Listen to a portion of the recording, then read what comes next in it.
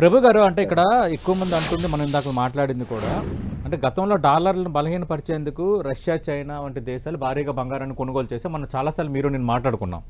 అంటే నిజంగా ఇప్పుడు ఒకవేళ గ్లోబల్ మార్కెట్లో డాలర్ విలువ అనూహ్యంగా పెరుగుతుంది, ఒకవేళ రష్యా అనేది డాలర్ వైపు మొగ్గు చూపితే అప్పుడు ఇన్వెస్టర్లు సురక్షితమైన పెట్టుబడిగా భావించే బంగారంపై కాకుండా డాలర్ వైపు వెళ్తారు అనేది మొత్తం వీటన్నిటికీ గత 3 రోజులుగా జరుగుతున్న ఈ ₹1,00,000 బంగారంకి అంటారు కదా కథకు మూలం అని.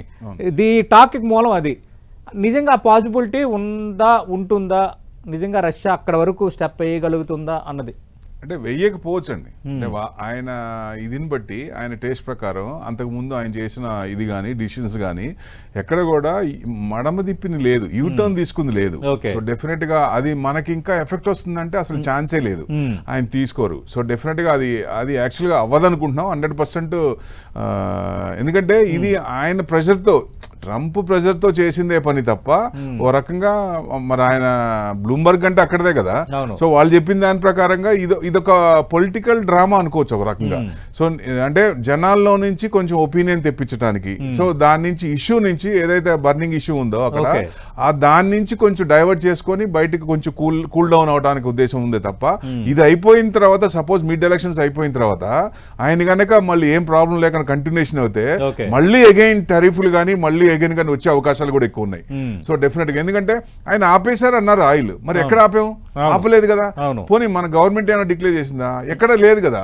సో ఈ రకంగా అంటే ఆయనకి ఏది కావాలో దాని ప్రకారంగా ప్రెజరైజ్ చేసి పెద్దన్న పొజిషన్ లో ఉండి దానికి అనుగుణంగా మంచిగా, అంటే ఎమర్జింగ్ మార్కెట్స్ కి సపోర్ట్ ఇస్తూ లేదు కానీ ఎగెనిస్ట్ గా ఉంది. సో ఇది కరెక్ట్ కాదనేది. ఎందుకంటే మీరు ఇంటర్నేషనల్ గా చూసుకున్నా కొంచెం స్టేబుల్ అవుతుంది. ఇప్పుడు $75 అబౌవ్ సిల్వర్ ఉందంటే కొంచెం పాజిటివ్ ఉన్నట్టే. 77 నడుస్తుంది. నెక్స్ట్ దాటిందంటే 95 to 102, మనకి 121 హై.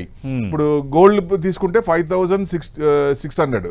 సో ఇప్పుడు మనకి 5,000 కి వెళ్ళి డౌన్ అయింది, ఇప్పుడు 4,900. అంటే కన్సాలిడేషన్ మోడ్ లోనే ఉంది. సో అంటే ఇది ప్రాఫిట్ బుకింగ్ కాదు, కన్సాలిడేషన్ మోడ్ లో ఉంది. సో మళ్ళీ ఇక్కడ నుంచి అబౌవ్ 5,000 ఇస్తే మళ్ళీ నెక్స్ట్ టార్గెట్ వచ్చేసి 5,200 కనుక దాటితే మళ్ళీ ఫ్రెష్ ఆల్ టైమ్ హై చూసే అవకాశాలు కూడా ఉంటాయి. అంటే విపరీతంగా ఇప్పుడు పెరిగినట్టు అంత ఎక్స్పెక్ట్ చేయకూడదు.